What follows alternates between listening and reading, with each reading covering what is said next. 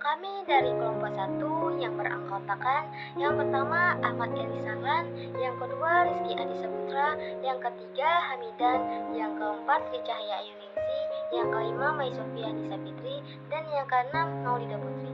Kami dari kelompok 1 yang bermateri tentang pemerolehan bahasa dan landasan pembelajaran bahasa. Pemerolehan bahasa anak itu dibagi menjadi 3. Yang pertama, pengertian pemerolehan bahasa anak dan pembelajaran bahasa anak. Dan yang kedua, tahap perkembangan pemerolehan bahasa anak. Dan yang ketiga, tahap perkembangan kognitif anak. Selanjutnya, pengertian bahasa anak. Dalam pemerolehan bahasa, itu dibagi menjadi 4 pemerolehan. Yang pertama, pemerolehan bahasa merupakan proses perolehan bahasa yang berlangsung di bawah sadar atau di bawah ambang kesadaran. Yang kedua, proses pemerolehan bahasa itu sangat rumit walaupun anak sejak lahir sudah dibekali dengan potensi dasar berbahasa. Potensi dasar itu harus diberi rangsangan dan pengembangan melalui interaksi dengan lingkungan sosial anak. Yang ketiga, pemerolehan bahasa mempunyai permulaan yang mendadak atau secara tiba-tiba. Dan yang keempat, pemerolehan bahasa memiliki suatu permulaan yang gradual yang muncul dari prestasi-prestasi motorik, sosial, dan kognitif linguistik. Selanjutnya, pengertian pembelajaran bahasa. Pembelajaran bahasa itu merupakan proses penguasaan bahasa melalui situasi dan kondisi yang sudah disengaja keberadaannya. Melalui proses pendidikan formal, pengajaran bahasa hanya dapat dilakukan dalam situasi tertentu dengan acuan kurikulum yang telah diadakan dan telah disepakati bersama akan keberadaannya. Selanjutnya, perbedaan pemerolehan dan pembelajaran bahasa.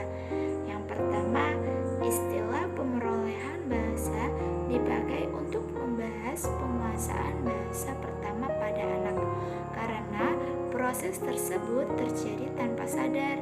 Dan yang kedua, pemerolehan bahasa kedua dilakukan secara sadar atau second language learning.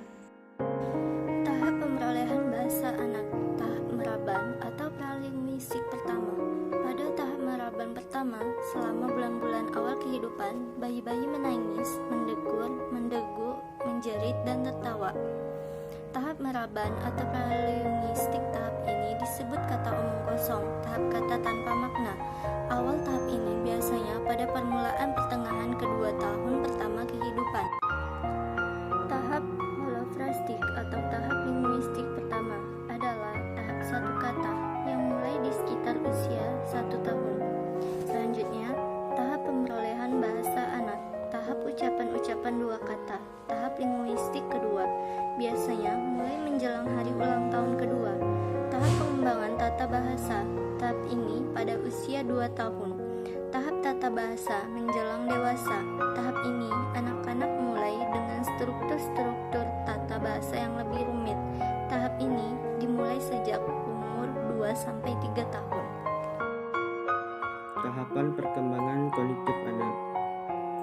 Yang pertama, tahap sensorimotor umur 0-2 tahun. Tahap ini bayi menggunakan kemampuan sensor dan geraknya untuk melakukan eksplorasi dan memperoleh pemahaman dari lingkungan sekitarnya. Tahap ini sering disebut tahap prasimbolik dan praverbal. Yang kedua, tahap praoperasional umur 2-7 tahun. Tahap ini anak-anak sudah dapat menggunakan simbol-simbol, konsep, dan ide yang sudah dipahami dari tahap sebelumnya. Mereka sudah dapat merespon objek-objek dan peristiwa yang terjadi di sekitarnya dengan sedikit lebih baik melalui pertimbangan. Tahap operasional konkret umur 7 tahun sampai 11 tahun. Tahap ini anak-anak sudah mulai berpikir menggunakan logika. Diterima akal atau tidak sebuah informasi akan disaringnya melalui pemahamannya. Selanjutnya tahap operasional umur 11 tahun ke atas.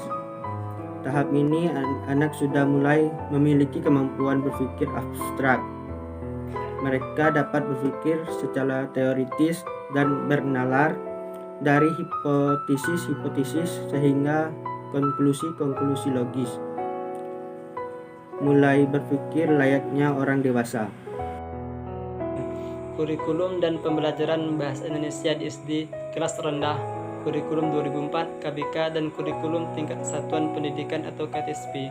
Pertama, ketercapaian kompetensi siswa baik secara individual maupun klasikal. Kedua, berorientasi pada hasil belajar dan keberagaman. Ketiga, penyampaian dalam pembelajaran menggunakan pendekatan dan metode yang bervariasi. Keempat, sumber belajar bukan hanya guru, tapi sumber belajar lain yang memenuhi unsur edukatif.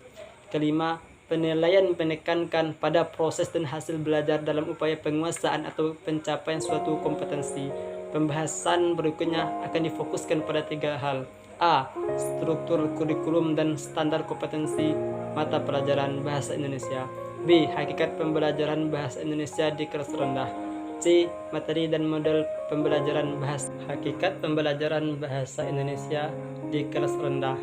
Pengajaran bahasa Indonesia bertujuan untuk mengembangkan kemampuan menggunakan bahasa Indonesia dalam segala fungsinya, yaitu sebagai sarana komunikasi, sarana berpikir atau bernalar, sarana persatuan dan peranan kebudayaan. Pembelajaran bahasa Indonesia juga mempunyai sasaran pembinaan bahasa Indonesia bagi siswa SD ialah: pertama, agar siswa memiliki kemampuan berbahasa Indonesia yang baik dan benar.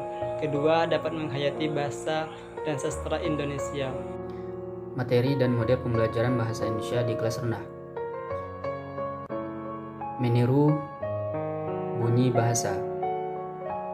Suara binatang, contoh suara ayam, tok petok. Suara kambing, be be. Suara bebek, wek wek. Suara anjing, guk guk, dan seterusnya. B. Suara benda, contoh piring pecah, piar, mandi, piur, batu dimasukkan ke dalam air, blung. Materi dan model pembelajaran bahasa Indonesia di kelas rendah.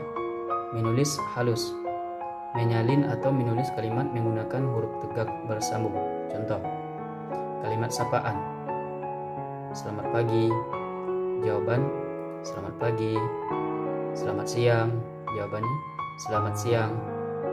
Selamat sore. Jawaban, selamat sore. Selamat malam. Jawaban, selamat malam. Apa kabar? Jawaban, kabarku baik-baik saja. Kalimat sapaannya, apa yang kamu lakukan? Jawaban, aku sedang belajar. Apa hobimu? Jawaban, hobiku adalah menggambar.